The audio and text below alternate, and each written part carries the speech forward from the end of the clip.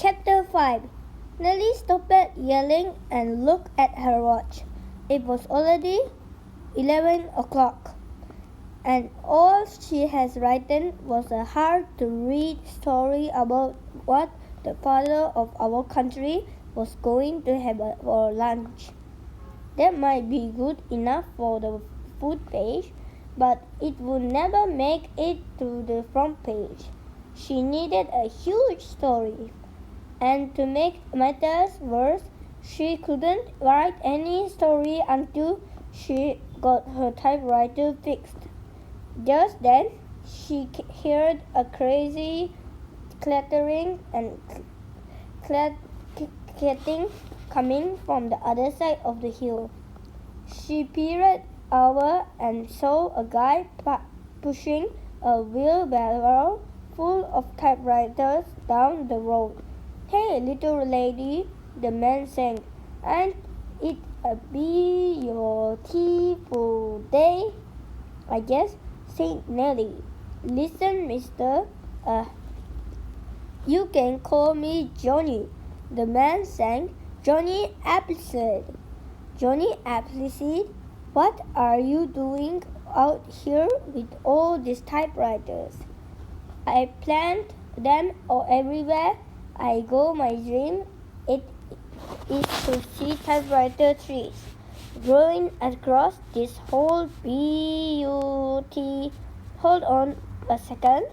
I thought you were around planting apple seeds," said Nellie. "Oh, a lot of people make that mistake because of my name," said Johnny Appleseed.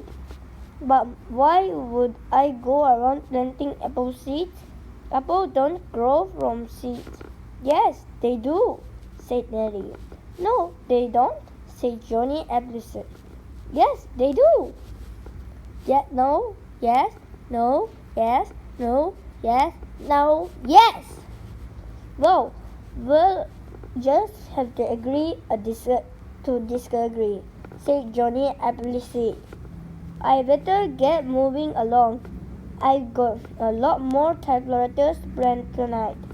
"Wait," begged Nellie. "Please, can I trade this typewriter that's missing a few keys for one of yours?" "No, can do," said Johnny Appleseed. "I need all of these to fulfill my dream of a beautiful land of—" "This is an outrage," shouted Nellie. And boy howdy, she really meant it. "If you feel that strongly about it," said Johnny Appleseed, "let's check that typewriter tree and see if there are any ribbons." Nellie watched as Johnny Appleseed climbed up a Nellie tree as fast as lightning. A second later, he plucked a brand new typewriter from a branch.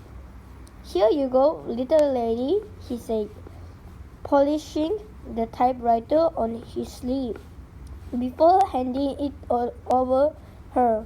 "Wow, thanks," said Nellie.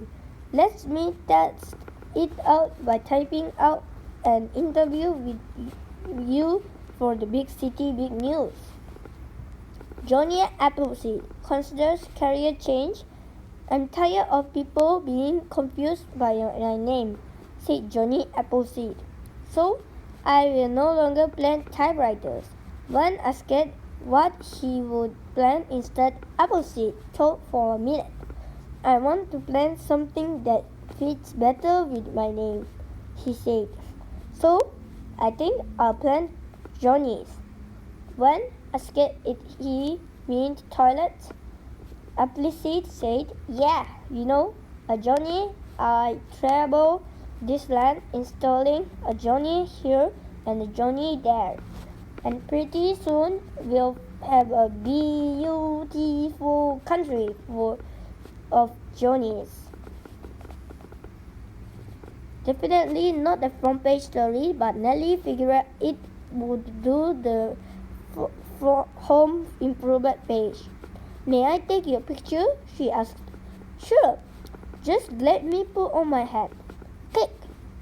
She got her photo Then Johnny Appleseed walked off one way and she walked off the other way, still looking for that huge front page story she needed.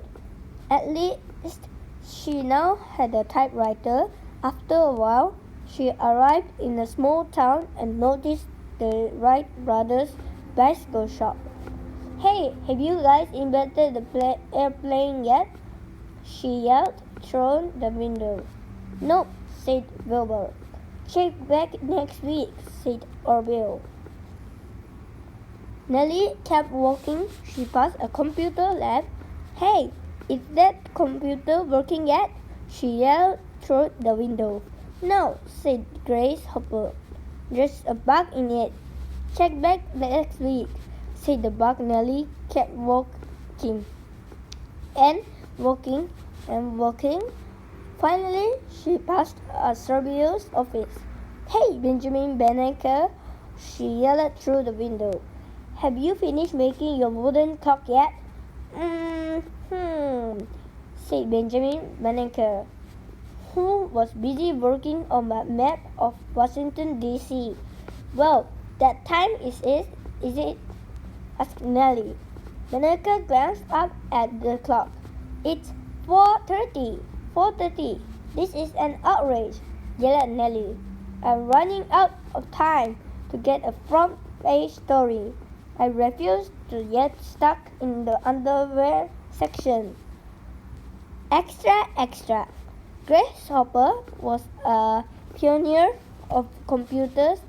In fact, she and her team famously found a bug in their computer, which is preserved at the Smithsonian Institution, Edinburgh.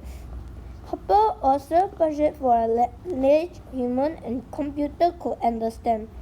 Learn all about her on Epic in the book Grace Hopper, Computer Scientist by Jill C. Wheeler. Benjamin Banneker was so smart that almost 300 years after his birth, he is still remembered for doing all sorts of smart things like building a clock out of wood, calculating astronomical events, and giving Thomas Jefferson a piece of his mind on the subject of slavery.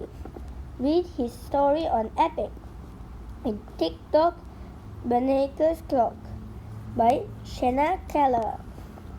Does Nellie get stuck in the underwear section? Find out in Breaking News, Part 3 of 3. Available now. The end.